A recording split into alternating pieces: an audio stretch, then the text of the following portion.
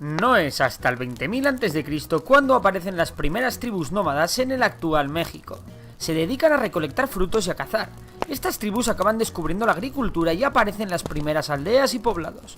Sin embargo, la primera gran civilización no surge en México hasta aproximadamente el 1200 a.C., cuando aparecen los olmecas en la costa del Golfo de México. Los olmecas desarrollaron un gobierno basado en la religión, conocen la escritura y desarrollan un calendario de lluvias gracias a los conocimientos astrológicos que tenían y que les sirvió para mejorar sus cosechas.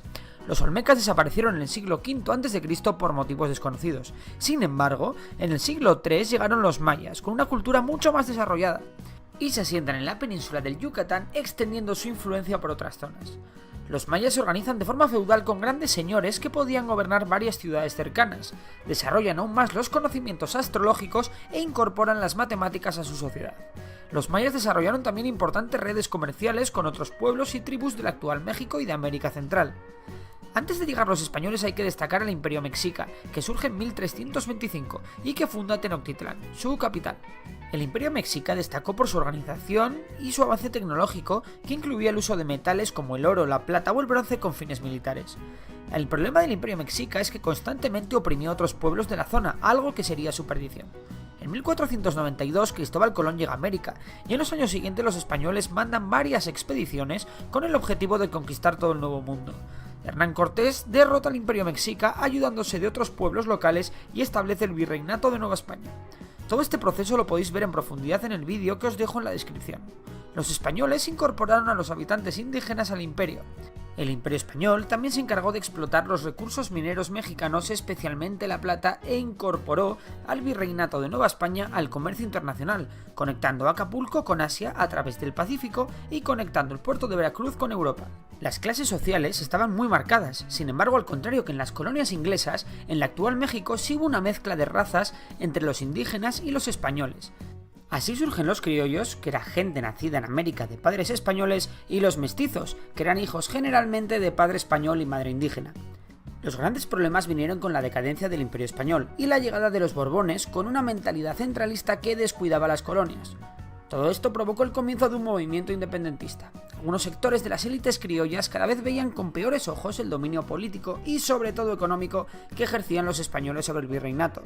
Por su parte, el pueblo estaba sumido en una crisis económica que creó un gran descontento. En 1808 Napoleón invade España.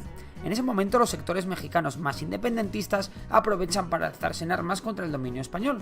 Durante los primeros años de lucha los independentistas fracasan, a la par que España gana la guerra contra Francia en Europa. Sin embargo, muchas colonias americanas se habían independizado durante la guerra y México no iba a ser menos.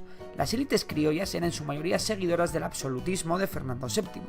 Sin embargo, cuando en España se produce un levantamiento liberal, las élites criollas optan por sumarse al movimiento independentista. Este apoyo fue definitivo y dará paso a la independencia de México en 1821. El Imperio Mexicano contaba con gran parte de lo que hoy en día es el sur de Estados Unidos y con la mayor parte de Centroamérica.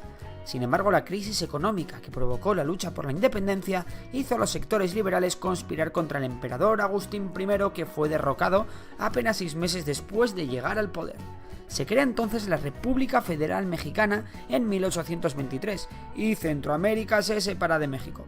En 1824 se crea también la Constitución, que recoge la separación de poderes y se elige al primer presidente electo de la República Federal, que será Guadalupe Victoria. Sin embargo, la verdadera estrella de este periodo es Antonio López de Santana, quien rechaza a los españoles y será elegido en multitud de ocasiones para ser presidente. López de Santana promulga las 7 leyes, una constitución de corte conservador. Sin embargo, del norte venían grandes problemas. Allí los estadounidenses reclamaban unos territorios tejanos. México atacó las posiciones militares de Estados Unidos en la zona y Estados Unidos respondió declarando la guerra. Estados Unidos ganó y se llevó gran parte de lo que hoy es el sur de Estados Unidos, como California, Nuevo México, Arizona o Nevada. Las tensiones entre liberales y conservadores se extienden por México, y Santana se autoproclama dictador. Los liberales no iban a permitirlo, y tras la revolución de Ayulta en 1854, Santana tuvo que dejar el poder.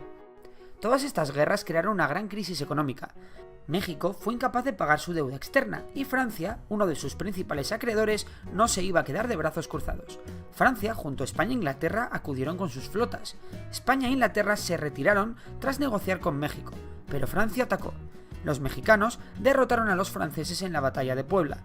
Los franceses se repusieron y los conservadores mexicanos se unieron a estos, fundando el Segundo Imperio Mexicano. Sin embargo, las guerrillas republicanas dieron la vuelta al conflicto y ganaron la guerra.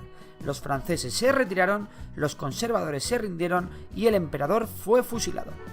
El final